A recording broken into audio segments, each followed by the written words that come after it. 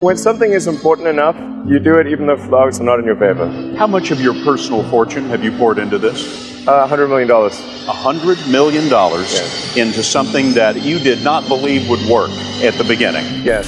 When I was young, I didn't really know what I was going to do when I got older. Eventually, I thought that the idea of inventing things would be really cool.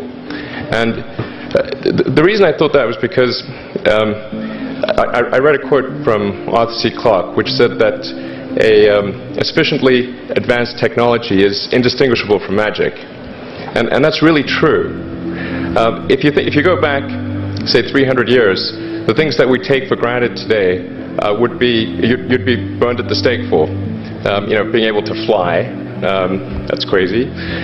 Being able to see over long distances, being able to communicate, having effectively with the internet a group mind of sorts, and having access to all the world's information instantly from almost anywhere on the earth. This is stuff that really would be magic, or would be considered magic in times past. In fact, I think it actually goes beyond that, because there are many things that we take for granted today that weren't even imagined in times past. They weren't even in the realm of magic. So it actually goes beyond that. So I thought, well, if I can do some of those things, basically if I can advance technology, then that's like magic, and that would be really cool. I also had sort of a slight existential crisis, because I was trying to figure out what does it all mean? Like, what's the purpose of things? And I came to the conclusion that if we can advance the knowledge of the world, if we can do things that expand the scope and scale of consciousness, then we're better able to ask the right questions and become more enlightened, and that's really the only way forward. So I studied physics and business, because I figured in order to do a lot of these things, you need to know how the universe works, and you need to know how the economy works.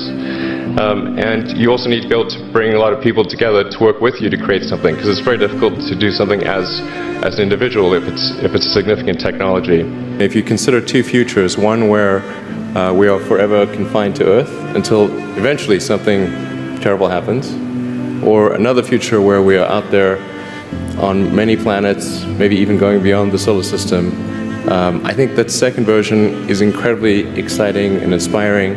And there need to be reasons to get up in the morning. Life can't just be about solving problems. Otherwise, what's the point? There's got to be things that people find inspiring and make life worth living. I actually think I feel fear quite strongly.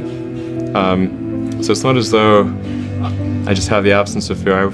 I feel it quite strongly. But there are just times when something is important enough, you believe in it enough, that you do it in spite of the fear. When starting SpaceX, I thought the odds of success were less than 10%, and I just accepted that actually probably I would just lose everything, but that maybe we would make some progress if we could just move the ball forward. Even if we died, maybe some other company could pick up the baton and keep moving it forward, so that would still do some good.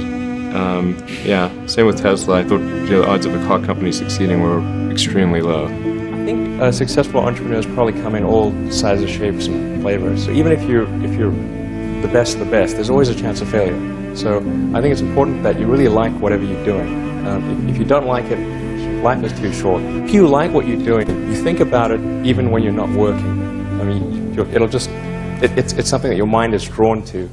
And if you don't like it, you just really can't make it work, I think. Coming to North America was my best idea, because I think these things would not have been accomplished almost anywhere else. It's really hard to start a company. Whenever I'd read books in South Africa, it would seem like the cutting edge of technology was in Silicon Valley, and so that's when I wanted to come, and I wanted to move to this mythical place. Looking ahead, I'd like to see humanity go beyond Earth and have people on Mars. That would be really great. What I'm trying to do is to make a significant difference in spaceflight and help make spaceflight accessible to almost anyone. And I would hope for as much support in that direction as we can receive.